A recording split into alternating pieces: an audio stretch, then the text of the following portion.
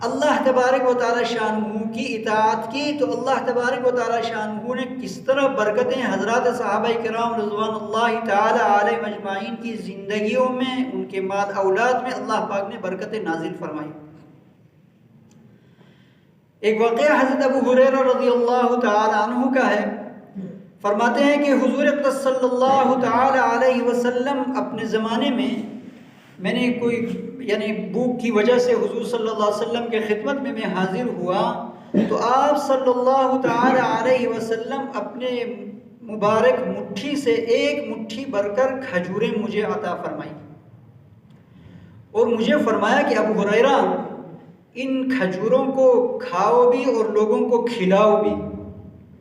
چونکہ حضرات صحابہ کرام رضوان اللہ تعالی علیہ مجمعین عرب تھے، سخاوت ان کے گٹھی میں پڑی ہوئی تھی، تو حضرت ابو ہریرہ رضی اللہ تعالیٰ عنہ فرماتے ہیں کہ میں ان کھجوروں سے کھاتا رہا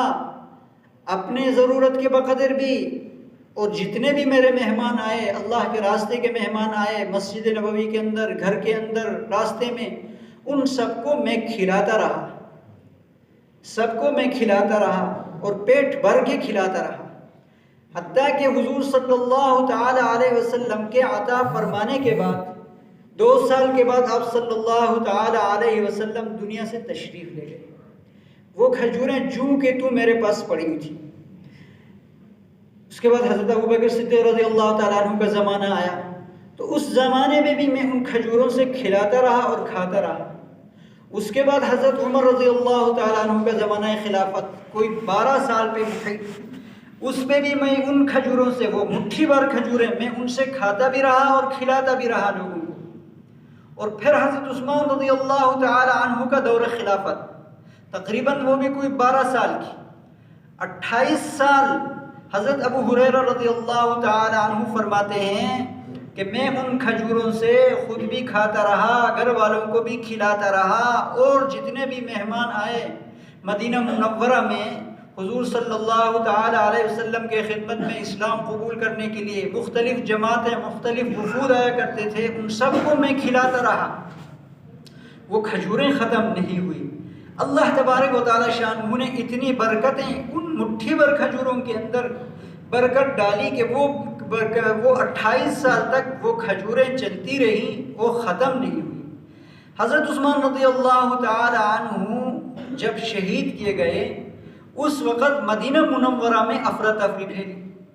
تو حضرت ابو ہریرہ رضی اللہ تعالیٰ عنہ فرماتے ہیں اس افراتفری میں جس تھیلی کے اندر میں ان مبارک کھجوروں کو محفوظ کیا تھا،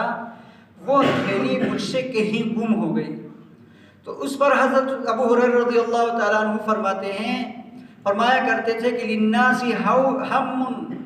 ولی الیوم ہمانی فقد الجرابی وقتل الشیخ عثمانی، کہ لوگوں کے لیے تو آج ایک ہی غم ہے کہ حضرت عثمان رضی اللہ تعالی عنہ، جو کہ حضور اقدس صلی اللہ تعالی علیہ وسلم کے صحابی اور عشرہ مبشرہ میں سے، اور پھر حضور اقدس صلی اللہ تعالی علیہ وسلم کے داماد اور پھر امیر المومنین، ان کی شہادت کے غم میں سارے مسلمان نڈھالے، اس میں بھی شریک ہوں، لیکن آج میرے لیے 2 غم ہیں۔ ایک تو حضرت عثمان رضی اللہ تعالی عنہ کی شہادت کا غم کہ وہ دنیا سے چلے گئے، اور دوسرے حضور اقدس صلی اللہ تعالی علیہ وسلم کے عطا کردہ وہ بابرکت کھجوریں جو تھیلی کے اندر بند تھی، وہ مجھ سے گم ہو گیا۔ تو میرے محترم بھائی اور دوستو، اللہ تبارک و تعالی شانہ کو راضی کرنے کا ذریعہ وہ اللہ تبارک و تعالی شانہ کی اطاعت جناب محمد الرسول اللہ صلی اللہ تعالی علیہ وسلم کے طریقے سے اللہ کے یہاں مطلوب بھی ہے، مقبول بھی ہے۔ اس وجہ سے اللہ تبارک و تعالی شانہ نے قرآن مجید کے اندر فرمایا قُلْ إِن كُنْتُمْ تُحِبُّونَ اللَّهَ فَاتَّبِعُونِي يُحْبِبْكُمُ اللَّهُ، کہ اگر اے لوگو تم اللہ رب العزت کا محبوب بننا چاہتے ہو، اللہ تبارک و تعالی شانہ کا دوست بننا چاہتے ہو، اللہ تعالی شانہ تمہیں اپنا دوست بنا لے، پھر تم جی چاہے زندگی گزار سکو گے، تو اس کے لیے شرط کیا ہے؟ فَاتَّبِعُونِی، یعنی جناب محمد الرسول اللہ صلی اللہ تعالی علیہ وسلم کی اتباع، آپ صلی اللہ تعالی علیہ وسلم کی اتباع 4 رکعت نماز کے اندر نہیں،